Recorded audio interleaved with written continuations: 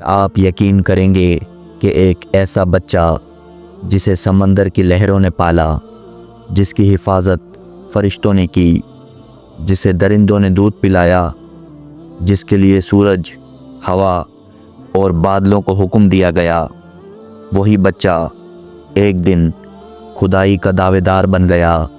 یہ کہانی صرف ایک واقعہ نہیں، یہ اللہ کی حکمت کا وہ راز ہے جسے جاننے کے بعد آپ تقدیر، آزمائش اور انجام سب کچھ نئے زاویے سے دیکھیں گے۔ آخر تک ضرور دیکھیں، کیونکہ آخری لمحہ آپ کی سوچ بدل دے گا۔ السلام علیکم دوستو۔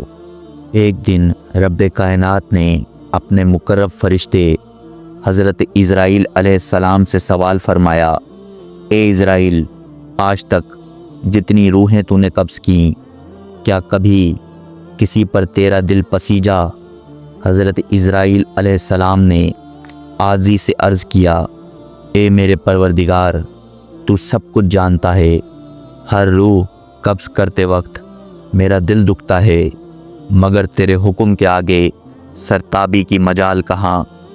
اللہ تعالیٰ نے فرمایا، یہ بتا سب سے زیادہ رحم تجھے کس پر آیا؟ حضرت اسرائیل علیہ السلام کی آواز لرزنے لگی، اے اللہ، ایک موت ایسی ہے جو آج تک میرے دل سے محو نہ ہو سکی، ایک غم ایسا ہے جو تنہائی میں بھی میرا ساتھ نہیں چھوڑتا۔ پھر انہوں نے وہ واقعہ بیان کیا، ایک کشتی جو مردوں اور عورتوں سے بھری ہوئی تھی، سمندر کی گہرائیوں میں سفر کر رہی تھی۔ تو نے حکم دیا، اس کشتی کو فنا کر دے۔ میں نے کشتی کو پاش پاش کر دیا۔ پھر تیرا حکم آیا، تمام مردوں اور عورتوں کی روحیں قبض کر لو، مگر ایک عورت اور اس کے نومولود بچے کو چھوڑ دو۔ میں نے تیرے حکم کی تعمیل کی، سب کی جانیں قبض ہو گئیں۔ سمندر کی بے رحم موجوں کے بیچ ایک ٹوٹے ہوئے تختے پر وہ ماں اور اس کا بچہ باقی رہ گیا۔ میں بہت خوش تھا کہ کم از کم ایک ماں اور اس کا بچہ بچ گئے، مگر پھر تیرا دوسرا حکم آیا، اے اسرائیل، اب ماں کی روح قبض کر لے اور بچے کو تنہا چھوڑ دے۔ اے میرے رب، اس حکم کو سن کر میرا کلیجہ کانپ اٹھا۔ اس ماں کو اس کے شیر خوار بچے سے جدا کرتے وقت جو درد مجھے ہوا وہ بیان سے باہر ہے۔ آج بھی وہ بچہ میری یادوں میں زندہ ہے۔ اللہ تعالیٰ نے فرمایا، کیا تو جانتا ہے وہ بچہ آج کہاں ہے اور کس حال میں ہے؟ حضرت اسرائیل علیہ السلام نے عرض کیا، اے میرے رب، یہ علم تو صرف تیرے پاس ہے۔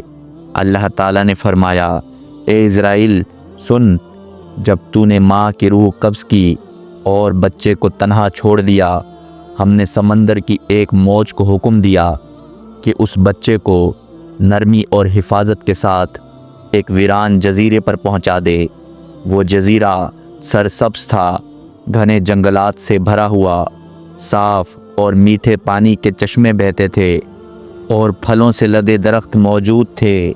ہم نے محض اس بچے کی خاطر لاکھوں حسین پرندے وہاں بھیجے جو ہر وقت چہچہاتے اور فضا کو زندگی سے بھر دیتے۔ چنبیلی کے پھولوں کو حکم دیا کہ اس بچے کے لیے نرم بستر بنائیں۔ سورج کو حکم دیا کہ اپنی تیز دھوپ اس بچے پر نہ ڈالے۔ ہوا کو کہا کہ آہستہ چلے۔ بادلوں کو منع کیا کہ اس پر بارش نہ برسائے۔ بجلی کو تنبیہ کی کہ اسے ڈرا کر اپنی طاقت نہ دکھائے۔ انہی دنوں جنگل میں ایک بھیڑیے کی مادہ نے بچے دیے تھے۔ ہم نے اسے حکم دیا کہ اپنے بچوں کے ساتھ اس انسان کے بچے کو بھی دودھ پلائے، اس کی حفاظت کرے اور اسے کوئی نقصان نہ پہنچنے دے۔ اس نے ہمارے حکم کی تعمیل کی۔ یوں وہ بچہ بظاہر بے یار و مددگار مگر ہماری حفاظت میں پروان چڑھتا رہا۔ ہم نے اس کے پاؤں میں کبھی کانٹا تک چبھنے نہ دیا۔ دنیا کی نعمتیں اس پر نچھاور کیں، مگر وہ ان نعمتوں کا شکر گزار نہ بنا۔ پھر اللہ تعالیٰ نے فرمایا، اے ملک الموت، اب تو جانتا ہے وہ بچہ کہاں ہے اور کیا کر رہا ہے۔ حضرت اسرائیل علیہ السلام سجدے میں گر گئے اور عرض کیا، اے میرے رب، سب کچھ تو ہی بہتر جانتا ہے۔ اللہ تعالیٰ نے فرمایا، وہ بچہ اب شداد بن چکا ہے، وہ خدائی کا دعویٰ کرتا ہے، لوگوں کو میری راہ سے روکتا ہے اور زمین میں ظلم و تشدد پھیلا رہا ہے۔ بے شک اللہ زبردست حکمت والا ہے۔ اللہ حافظ۔